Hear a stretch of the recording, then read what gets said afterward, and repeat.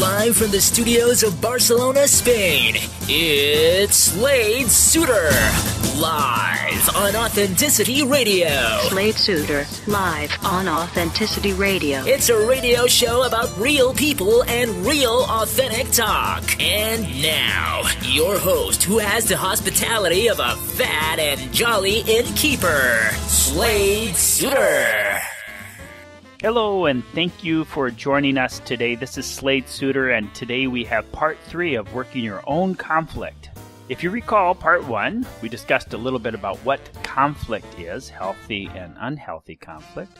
We're talking about the unhealthy conflict here where you're stuck, and that it's very important to the point where it's a moral obligation of yours to work your conflict. We discussed the importance of distancing yourself from the conflict. In the second program, we talked about dropping your story, the story that you carry around that justifies you and your behaviors. And today's program is about examination. So, I am asking you to please turn yourself into an interested scientist who is just interested in learning about the way things really are, just as they are, without the emotional attachment of being right and wrong, justified or unjustified. So, examination. Let us go on.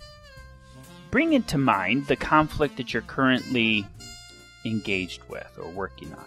And it really doesn't matter whether it's with an individual or a situation, as long as it's a conflict that needs resolution.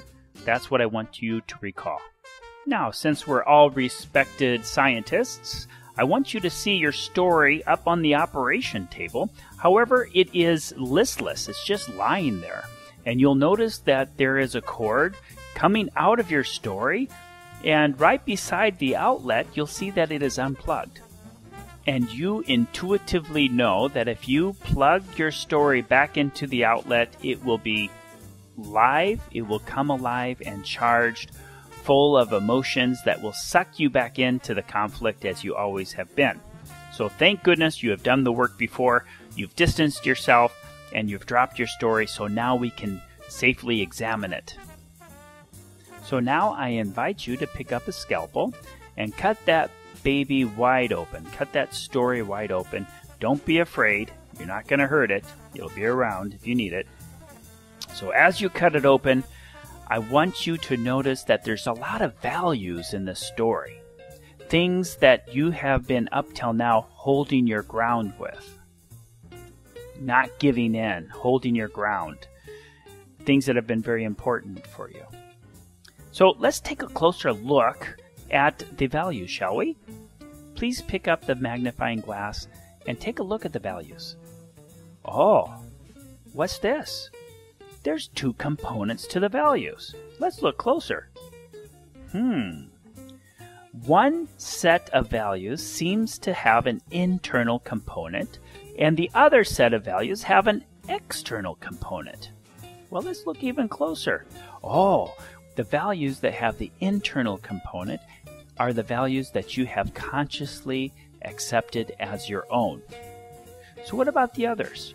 It seems like these external values we have not accepted as our own. However, they're stories that we have picked up along the way, and they really don't belong to us. They belong to someone else. Where do they come from? Let's take a look. Oh, well, this one comes from the family. This one comes from the grandmother, a story that she's told you that you've kind of accepted, but not really thought about, but you're kind of holding on to. This one's from the place you were born, a story that you picked up when you were a small child. This one's from your religion. This one's from your primary education. Oh, this one's from the television news that you've been watching recently. Okay, yeah. Oh, did you see that? Take a look. It appears that all of your external values are sitting in some type of a liquid, kind of like in a puddle. Let's examine this puddle. Well, what do you know? Looky, looky. It's a big puddle of fear. So all of your external values that you're holding on to in this conflict are surrounded by fear. And that's good enough for today. So go ahead and get a pen and paper. Divide the paper into 2 columns. 1, list all your core values that you recognize that are yours, that are consciously very important to you in relations to this conflict. In the second column, I would like you to go ahead and list all of the external values, all of the external values that have stories attached to them that are not even yours. See if you can recognize them. And where is the origin? Does it come from your grandmother? Does it come from your education school? Does it come from an insecurity that you picked up as a teenager? See if you can recognize those as an interested scientist.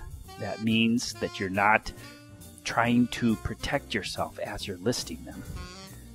When we come back for this next program, we will begin to process some of these wonderful discoveries. This is Slade Suiter. Until next time, be authentic, be true, and be free. That has been Slade Suiter live on Authenticity Radio. Slade Suiter, live on Authenticity Radio. Remember, until next time, be yourself.